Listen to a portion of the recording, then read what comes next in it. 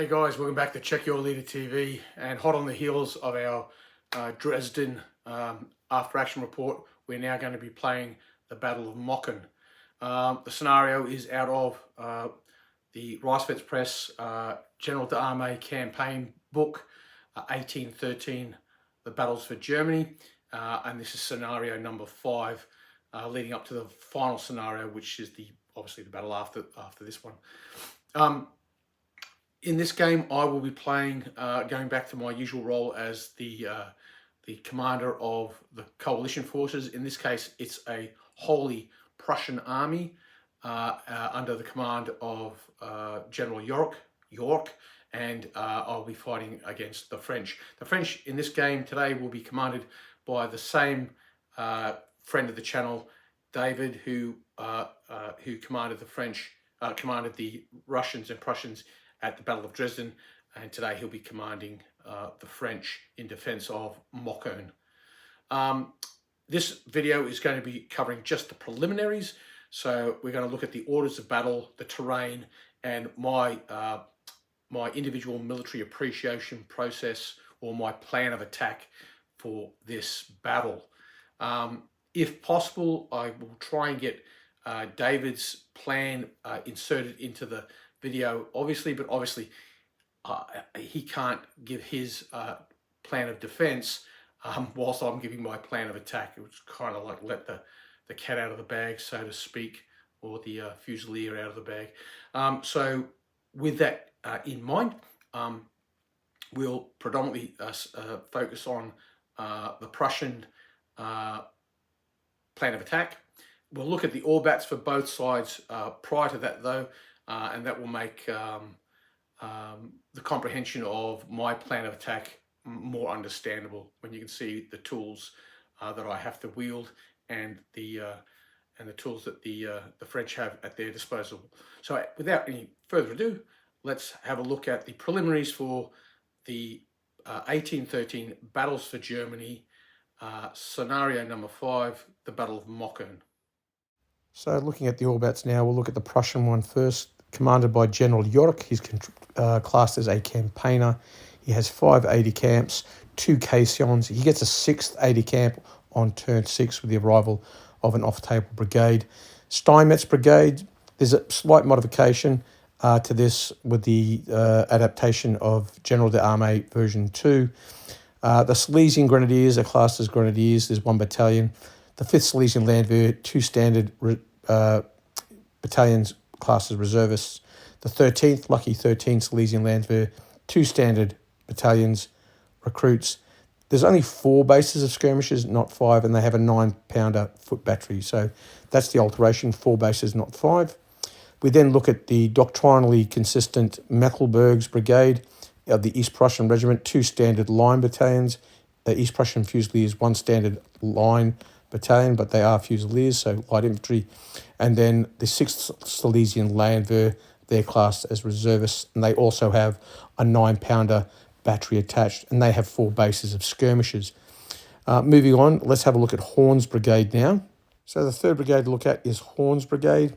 It consists of 3 battalions, but they are all standard size, and they are veterans. That is the Lieb regiment. And they have 4 bases of skirmishers. What's interesting here is the Fusiliers are light infantry and veterans, so I could deploy them in skirmish order. I will probably keep them off table in reserve, but I might bring them on early because those skirmishers could prove to be handy. So the 4th brigade now is Katzler's brigade. It consists of the East Prussian Jaegers. They're classed as grenadier. The East Prussian Fusiliers and the Brandenburg Regiment are classed as line. They've been downgraded to line in accordance with modifications to General d'Armee version 2. The 12th Reserve Regiment is also classed as line, and they have 5 skirmish bases. Soars Cavalry, Brandenburg Hussars, they're grenadier quality battle cavalry. The Landwehr, they're standard recruit cavalry classed and on campaign quality horses. Now I can now choose to either take a 12-pounder foot battery or a horse artillery battery, both classed as grenadier. On turn 6, Rummel's brigade arrives. They consist of the 4th Silesian Landwehr, They're classed as reservists, and the 15th Silesian Landwehr, and they're classed as recruits, and they will have 3 bases of skirmishers.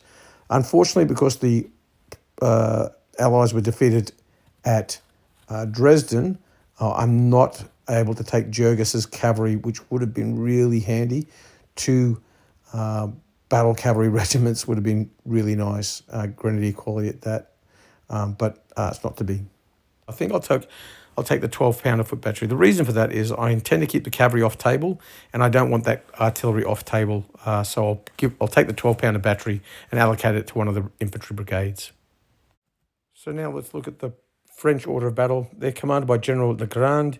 He's rated as a campaigner. He has 5 aides-de-camps and 2 artillery caissons. Both commanders have 2 CNC commands, and there might be some bold brigade commanders as well, but we'll find out that when we dice them up. And there could also be some poor brigade commanders. But all that set aside, let's have a look at the brigades that the French have. Jamin's brigade, the 37th Leger, 2 standard line battalions, they're classed as light infantry. The 4th Marine Regiment, 2 standard line battalions. And then the Joseph Napoleon Regiment, a small battalion of reservists, and they have 5 skirmishers. Baguette's brigade, the 2nd Marine Regiment, 3 standard battalions line, and they have 4 skirmish bases, not 3, in line with the changes in GDA 2. 3 battalions will give you 4 skirmish bases. Pelleport's brigade, let's have a look at them now. Pelleport's brigade consists of the 32nd Leger, again another light infantry battalion, 1 standard line. The 1st Marine Regiment, 3 standard battalions veteran. Now this is the best brigade the French have, and I think this will be the garrison. And they also have 4 skirmish bases. Joubert's brigade, the 3rd Marine Regiment, 2 standard line battalions, and then they have the 20th Provincial Regiment, 2 standard reservist battalions, and they have 4 skirmish bases. Like the Prussians, they have 2 batteries of artillery organically, and then they have a cavalry brigade. The cavalry brigade consists of 2 chasseur regiments, both standard, both line, both campaign. And finally, they have an artillery reserve, which can be either a 12-pounder battery or, again, they could take a horse artillery battery. What they will take, I'm guessing, I would take the 12-pounders and I would allocate them to one of the brigades that I would post on the high ground that give it really good range to play on the battlefield as much as it possibly could. So that is the French order of battle. How the French are going to deploy, I've got no idea. And again, I alluded to, they could have 1 bold brigade commander and they could have 1 poor. It depends on what happens when we roll for them prior to the battle.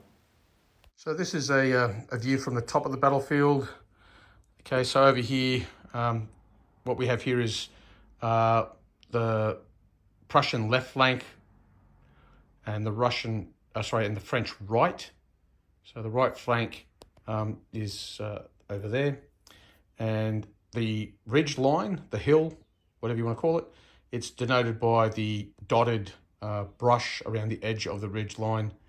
There's some scattered fields and little patches of rough going. An enclosed field over at the back there with a little house behind it, but it's not classed as a B-way or anything crazy like that. The village of Mockern, the first half, it's 2 parts. You can see the village is divided into 2 sectors by a barricade. So the front sector is considered a objective, and the village of Mockern is a 2-sector BUA. And then we have the Prussian deployment area denoted the 9 inches in, as marked by the Battlefield Accessories GDA2 game widget. You can see it there. That's 9 inches in. There's the Prussian general, divisional commander, his 2 chiefs of staff, and his aide-de-camps. And then we go over, there's a slight little ridge on the Prussian left flank on their baseline there. And again, the widget denoting the deployment, the depth of deployment that they can go in. The Prussians will have 4 scouting attempts as opposed to the usual 3, thanks to the Landstrom. And so that's the battlefield. Obviously, the dominant features are obviously the high ground, the ridge, and Mockern itself. And other than that, it's pretty open, flat terrain. So that is the field of battle. Just a slight amendment. I said the attacker can deploy 9 inches in. It's actually 12 inches in. So I can deploy 12 inches in onto the table. And it's also worth noting that I can gain an extra scouting attempt if the Russian Cossacks are active as per the campaign rules. Okay, guys, so let's have a look at what my plan is. Now, as I've said in my other videos, when formulating an individual military appreciation process plan, when formulating a plan, you take into consideration 3 points. You take into account your strengths and your weaknesses, the enemy's strengths and weaknesses, and the terrain. Now, generally speaking, there's not much you can, well, you would think there's not much you can do about terrain, but actually there is. For example, when it comes to terrain, you can identify the pieces of the terrain that you want to avoid. For example, if you're a cavalry-based army, you've got lots of mounted troops, but there are woods around the battlefield, then there's an old adage, the cavalry shall not approach the woods, and the woods shall not approach the cavalry. So in other words, avoid terrain that is disadvantageous to your troops. You can also alter the terrain. You can dig trenches, build fortifications, etc. So terrain is not something that you just go, oh, well, it is what it is, and you ignore it. It's something that you can you can still take into consideration and maybe even modify. But now let's talk about strengths and weaknesses. The strength of the Prussian army in this scenario is it's larger. I have more troops, and many of my troops are pretty good quality. The weakness of my army is some of my troops are of poor quality, and therefore they lack staying power. And also, one of the inherent weaknesses of being an attacker is it is harder to attack unless you have a numerical advantage in most cases. So I need to play to my strengths, try to mitigate my weaknesses. I can't eliminate them, but I can mitigate them, and take into account the terrain. Now, enemy strength and weaknesses.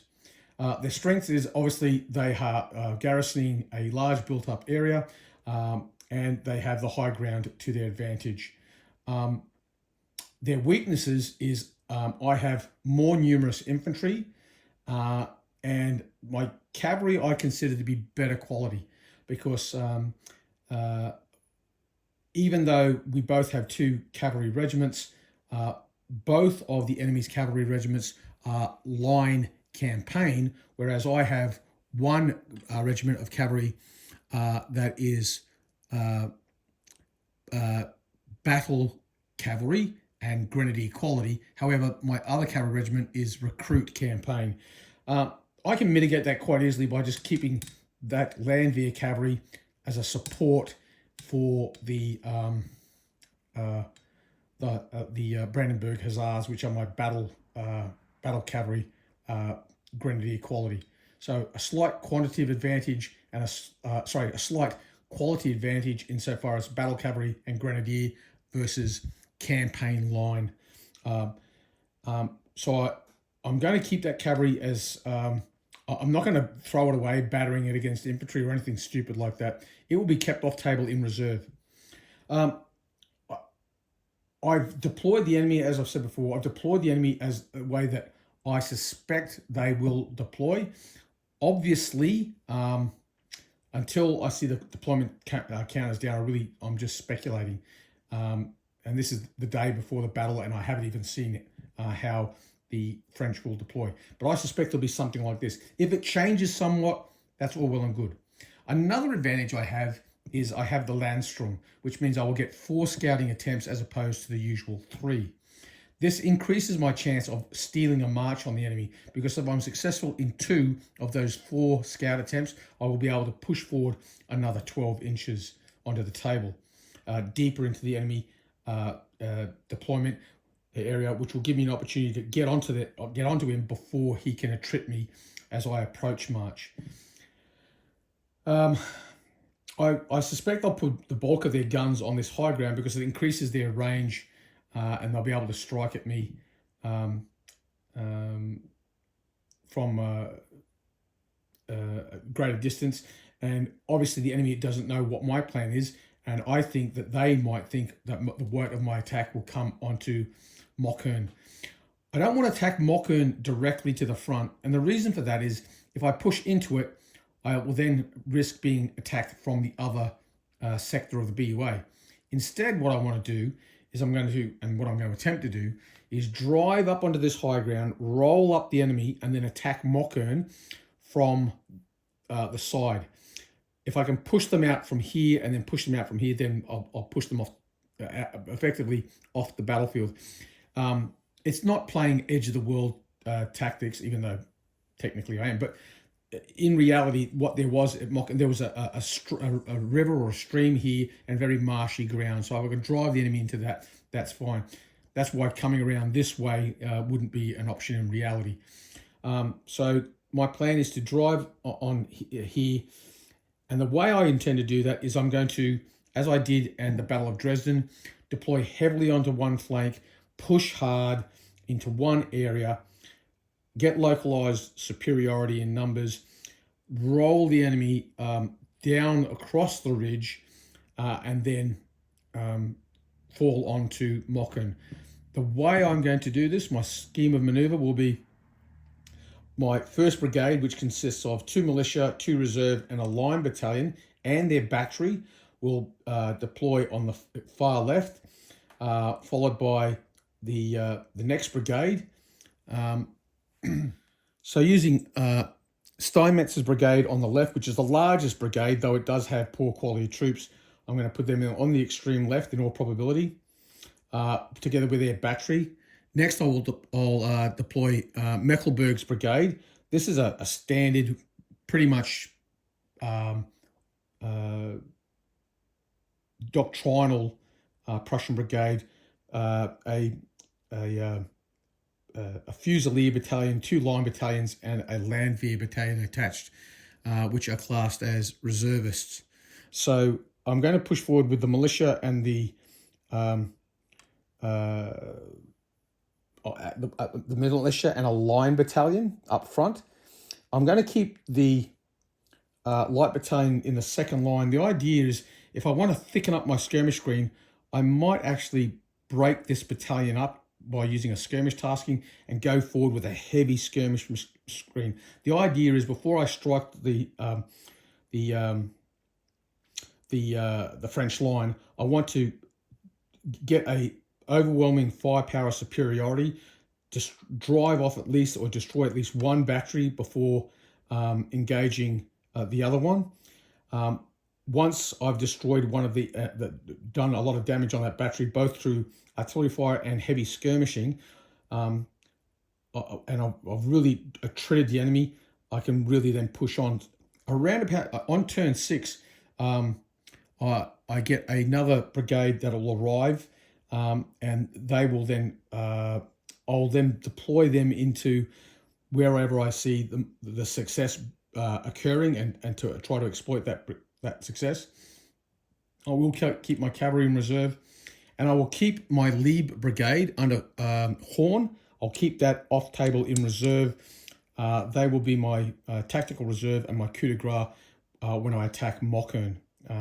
So drive in, drive off, come down, attrit Mockern as much as I can, and then at the moment of decision, I will feed Horn's brigade in with their 3 veteran battalions and clear out Mockern.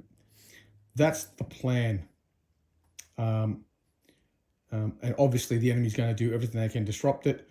Their cavalry I will keep my cavalry off table to counter their cavalry. Once their cavalry arrives on the table, at that point, in all probability, I will then commit my cavalry, or I will commit them at a point where I feel it's a good idea to threaten French infantry, maybe form them into squares for my guns to play havoc on them. So that's the plan, and hopefully it will it'll work out. Oh, I did forget to mention what the plan is for Katzler's brigade. That consists of the East Prussian Jaegers, these guys here, a reservist battalion, the 12th Reserve Regiment, and then East Prussian Fusiliers, and the Brandenburg Regiment. So the Brandenburg Regiment's the line, and then I've got these 2 light regiments in the form of the Jaegers and Fusiliers. Again, I can utilise them to really beef up the skirmish screen. So if I can heavily skirmish, what I would do is probably throw the 2 light battalions forward bit by bit to just keep on augmenting, keeping my a skirmish superiority up to the front, so I can really win the skirmish fight, drive in the French skirmishers, then together with the artillery and skirmishers, attrit these batteries, really soften them up with firepower before going in with the bayonet, and then coming down onto Mockern. So that's my scheme of manoeuvre, and like I said, let's see how it works. So that's my cunning plan for the Battle of Mockern. Unfortunately, I've not been able to get insert Dave's plan for defence in this video. I'll try maybe post-battle have a chat with Dave, see what his plans were. But that's it for this video. I hope you find it useful.